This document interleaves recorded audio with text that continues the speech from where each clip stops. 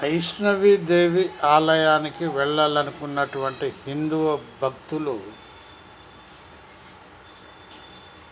అక్కడ దారిలో కొన్ని బంగారం వెండి దుకాణాలు అక్కడ కాయిన్స్ కొనుక్కొని వెళ్ళి అక్కడ అమ్మవారి హుండీలో వేయటం జరుగుతుంది కానుకగా.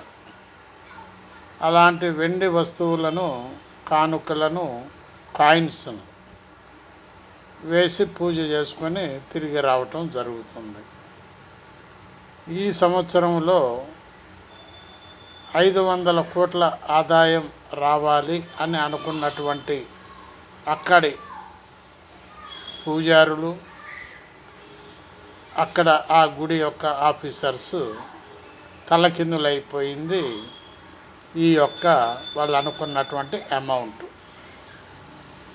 అన్ని నకిలీ కాయిన్స్ ఇవ్వటం జరిగింది ఆ గుడిలో.